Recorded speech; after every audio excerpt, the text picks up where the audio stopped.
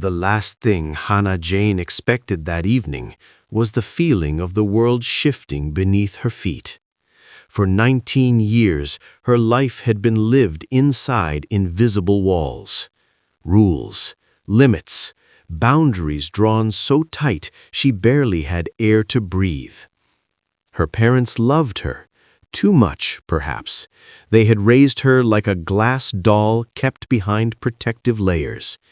She hardly stepped outside the house alone. Stores were off limits. Parks weren't even a discussion. Even family gatherings were rare privileges granted only after arguments, tears, and endless promises that she wouldn't talk to anyone unfamiliar. So when she finally stepped out of the car that night, an overwhelming strangeness filled her. The wedding hall glittered with golden lights and floral decorations, and music vibrated softly through the walls. For the first time in months, she wasn't confined.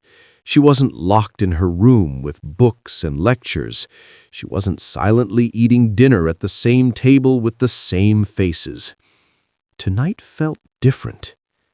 But freedom always came with fear for someone like Hana.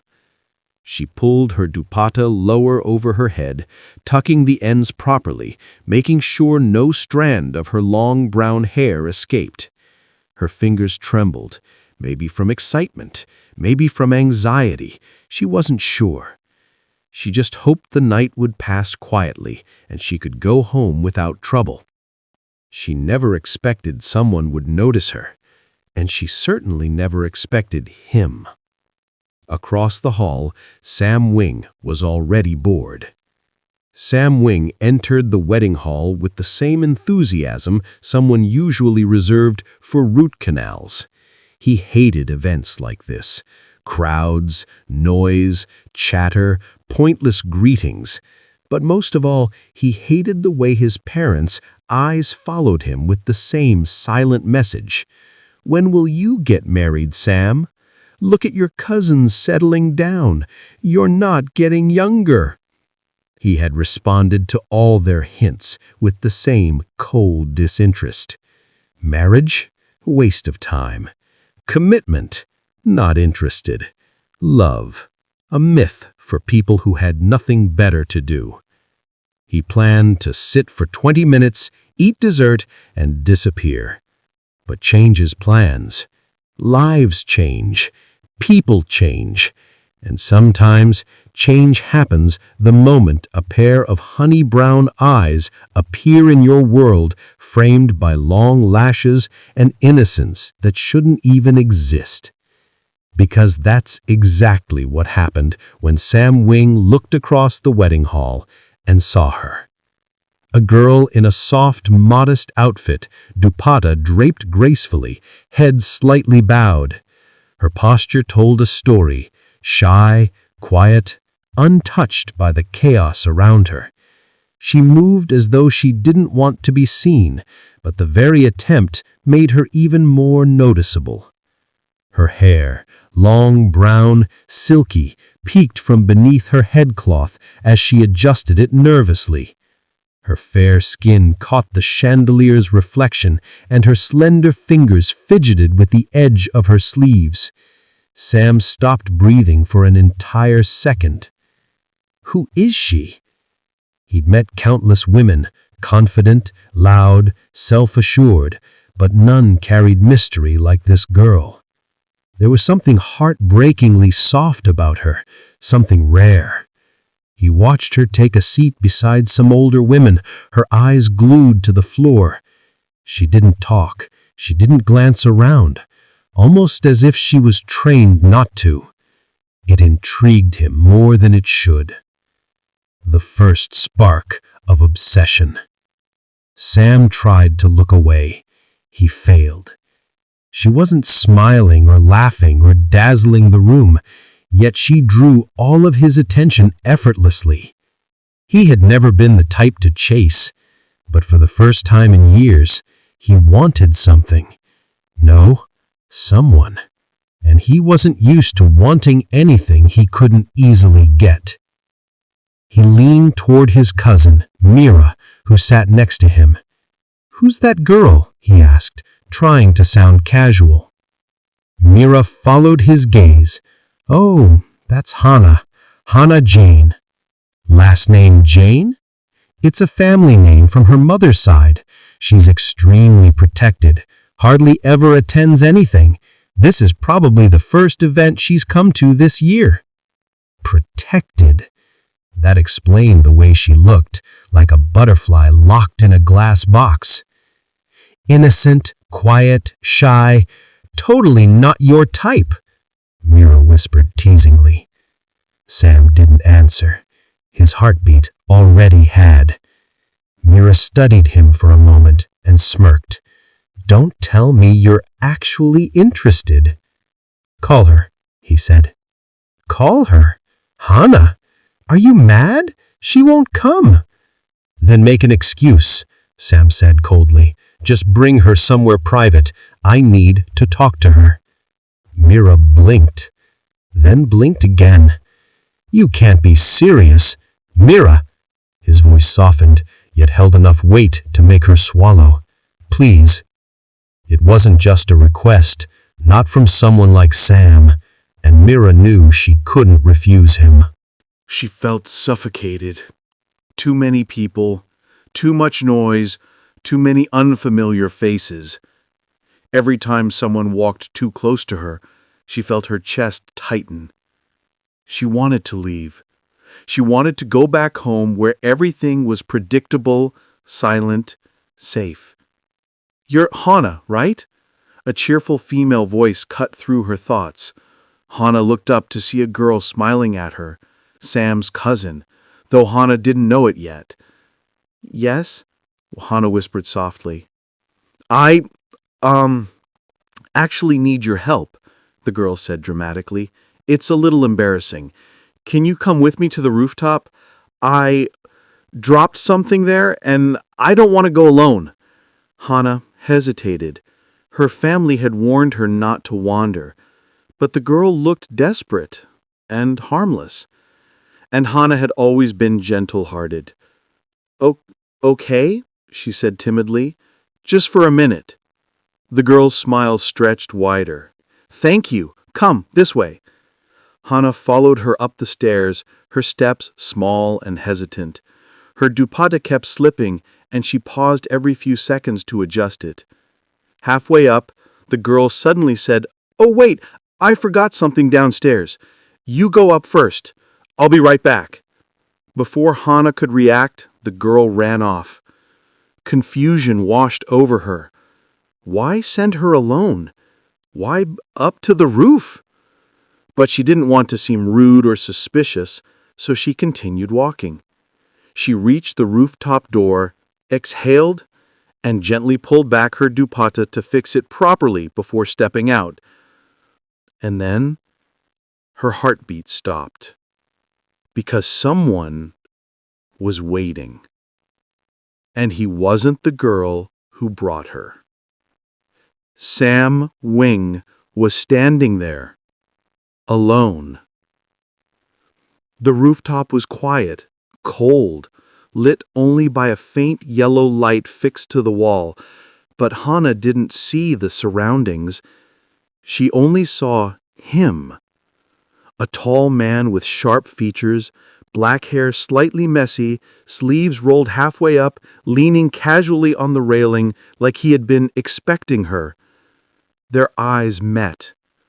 Hana's lungs froze. Her dupatta slipped from her fingers. Panic shot through her body. This man. She had seen him earlier in the hall. Handsome. Intense. He carried a presence that was impossible to ignore even in a crowd. And now he stood just 10 steps away, staring straight into her soul. She instantly turned back to leave, heartbeat thundering, trembling hands trying to pull her dupatta up to cover her hair. But before she could even take 2 steps, a shadow moved forward. Sam Wing. He stepped in front of her, fast, confident, blocking her escape. Hana gasped softly and took a step back, clutching the fabric to her chest, eyes wide with fear. Why? Why are you here?" she stuttered, barely audible.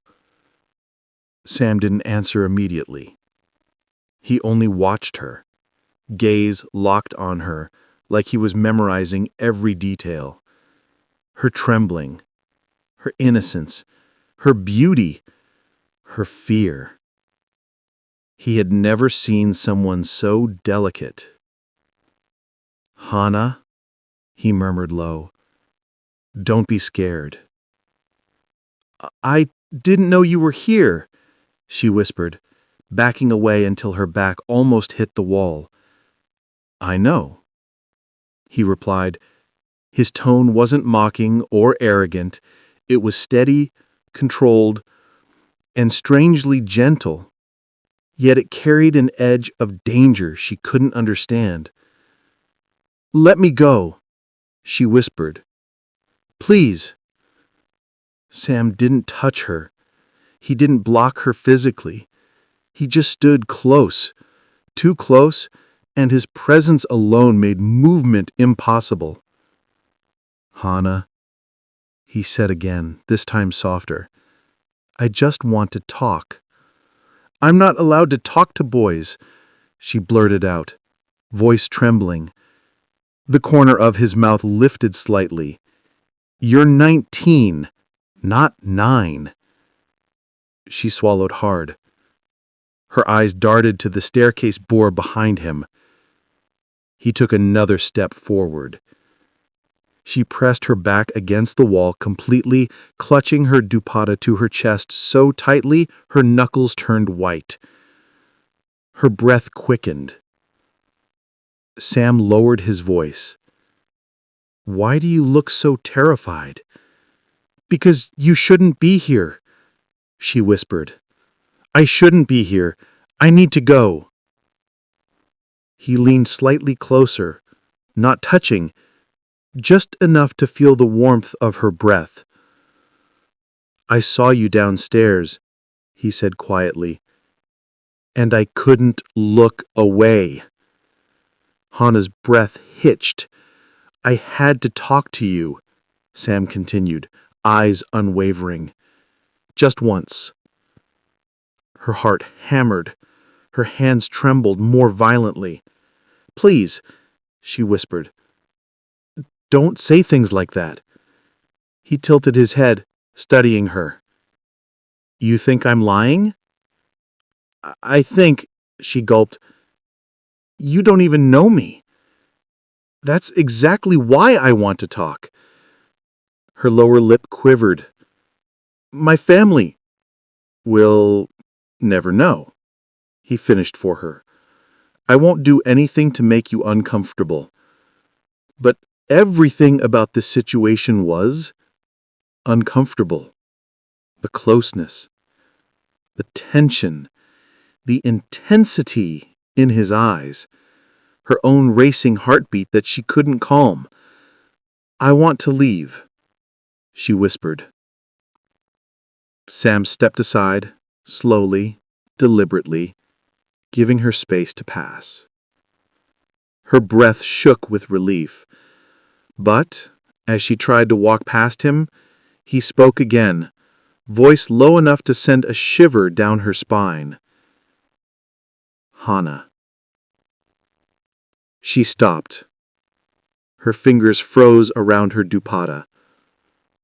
"Look at me," he said. She shouldn't. She really shouldn't. But her eyes lifted on their own. And the look he gave her was enough to change everything she thought she knew about fear and attraction. "I'm not done talking to you," he murmured. Her chest tightened painfully. "You may run away now, but you won't be able to hide from me inside that hall." Her pulse spiked.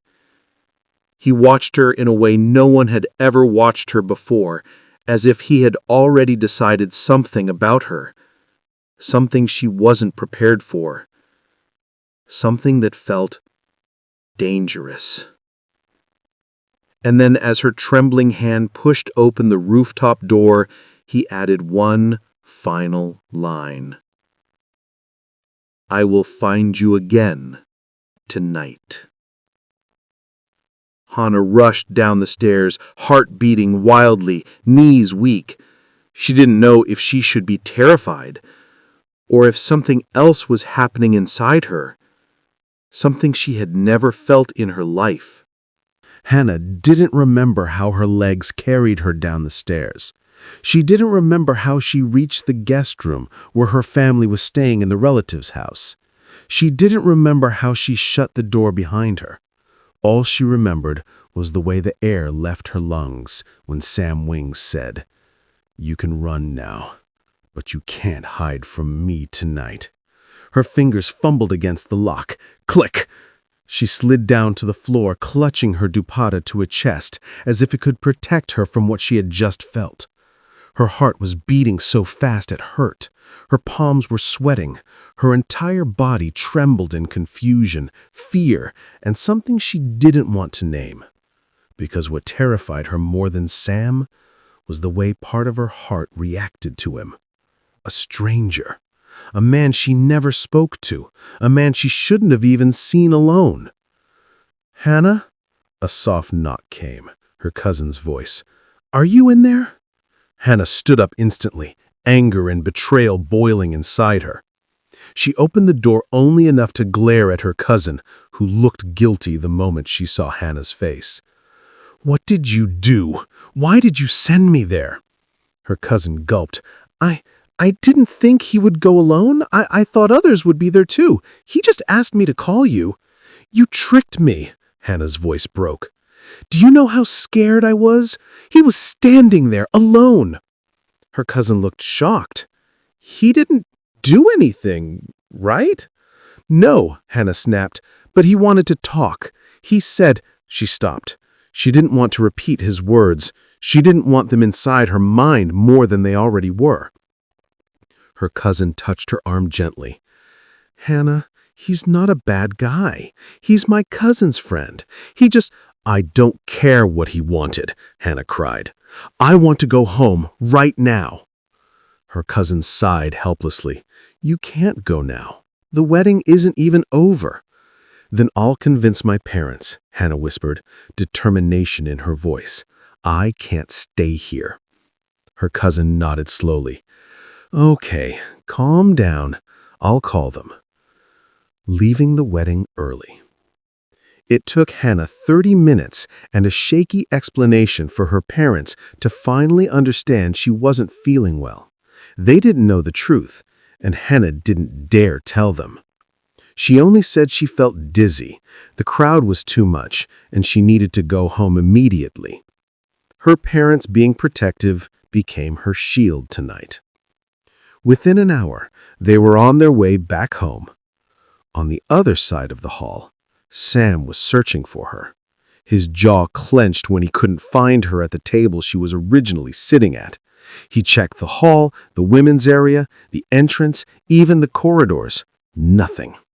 "Mira," he snapped when he found his cousin. "Where is she?" Mira's face paled.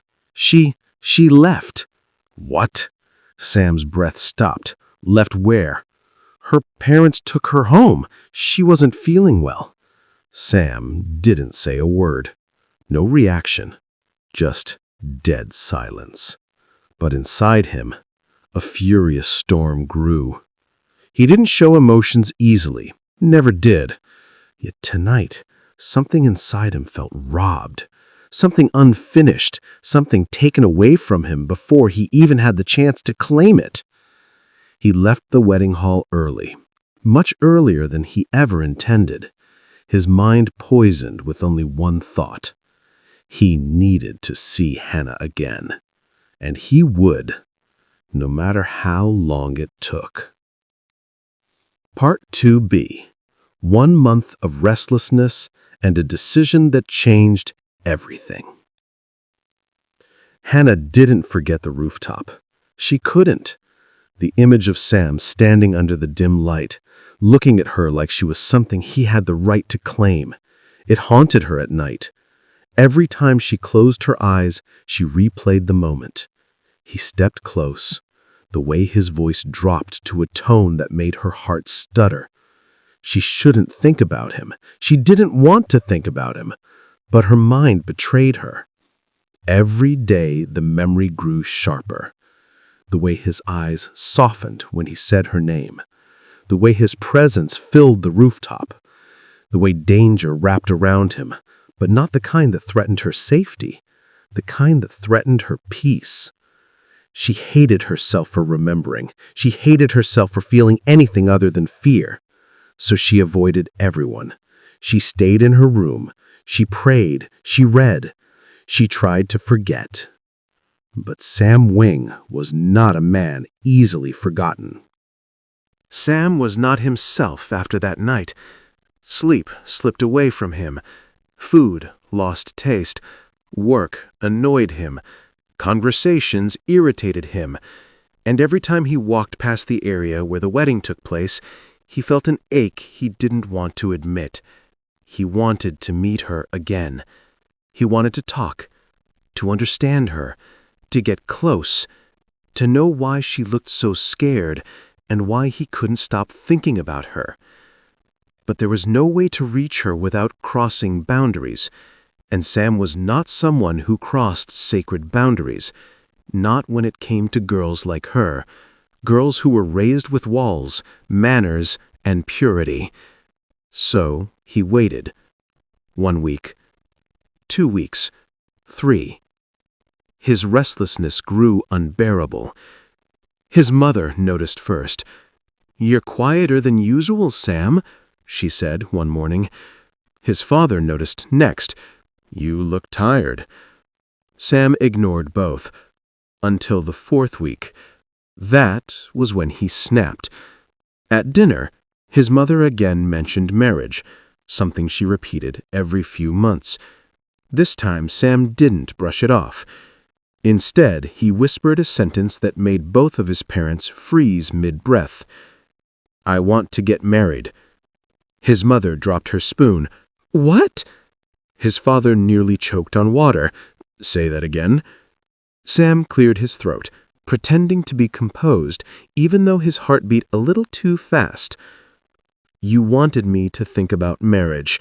I have." And, his mother breathed, eyes shining with hope. Sam looked up, meeting both their astonished faces. "I'm red." His mother gasped dramatically. "Is this my son? Are you playing a prank on me? Who is she? Tell me her name." Sam interrupted calmly. "Hana Jane." The room fell silent, completely silent. His parents exchanged a glance, confused, surprised, curious. His mother finally whispered, "The girl from the wedding?" Sam nodded once. "I want to send a proposal to her house." His mother's eyes filled with joy. "Sam, you don't know how happy you've made me." His father laughed warmly. "This is the best surprise of my year." But Sam didn't smile. He wasn't doing this to please them. He was doing this because Hana had become the only thing he wanted, and wanting something deeply was new for him, painfully new. His mother rushed to him, holding his face. "I'll prepare everything. We'll visit her parents tomorrow." Sam closed his eyes briefly. Tomorrow felt too far. The proposal visit. The next day felt unreal for Hana. She was sitting in the living room arranging books when her mother rushed inside. "Hana," her mother said, breathless, "guests are coming, a family. They said they want to discuss something important." Hana's eyes widened. "Guests? For what?" Her mother hesitated. We don't know yet, but they sounded serious." Hana froze. She had a strange feeling, an uncomfortable, twisting, familiar feeling. Could it be? No. Impossible. He couldn't have. But her pulse wouldn't calm. She quickly helped set the table, arranged cups, brought snacks. Her heart dropped when the doorbell rang. Her father went to greet the visitors. Hana stood behind the hallway, hidden from their sight. And then she heard a voice she recognized. Her father spoke warmly. "Welcome. Please come in." And she saw them. Sam's parents. Her breath stopped. Her hands shook. Her body went cold. Just seeing his parents felt like a storm entering her safe home. Her mother guided them to the living room. Hana listened from behind the wall as her father asked politely, "So, how can we help you?" Sam's mother smiled graciously. "We actually have come with the proposal." There it was. The ground under Hana disappeared. "A proposal?" her father repeated. "For your daughter," Sam's father added. Her mother inhaled sharply. "Our daughter? Hana?" "Yes," Sam's mother said tenderly. "Our son Sam saw her at the wedding. He believes she would be the right match for him.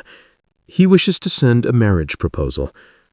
Hana had to cover her mouth to stop the sound that escaped her throat. No. No, no, no. This couldn't be happening. Her mother looked at her father with uncertainty. Her father cleared his throat. We appreciate the honor, but Hana is very sensitive. She's shy. She doesn't meet people easily. We cannot give an answer immediately. We need to speak to her first." "Of course," Sam's mother said kindly. "We only want her comfort. There is no pressure." "There will never be pressure from our side," Sam's father assured him. Hana felt dizzy. Her entire world spun. A proposal. From him. Why? Why her? Why so suddenly? She backed into her room, locked the door, and held her head in her hands. Her mind replayed the rooftop, his eyes, his voice, the way he stepped closer like she belonged to him. Was this his next step? Marriage? Was he serious? Was this obsession? Was this something else?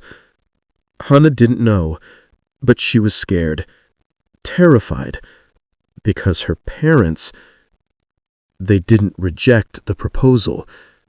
They asked for time to convince her, time to soften her heart, time to make her say yes. His parents had insisted he shouldn't go inside, too forward, too intimidating, but he still drove them and waited outside.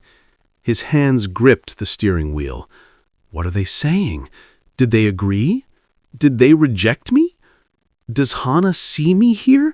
Does she remember me? He had never felt fear in his life, but right now, fear pulsed inside him. Fear of losing something he hadn't even touched yet.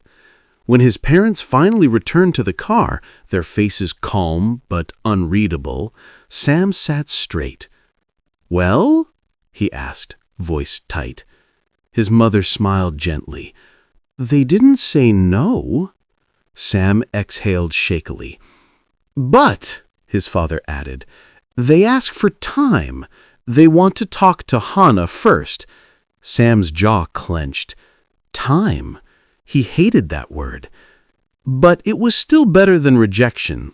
He nodded. "Okay." His parents exchanged a knowing look, seeing the rare intensity in his eyes. Sam wasn't just interested. He was determined.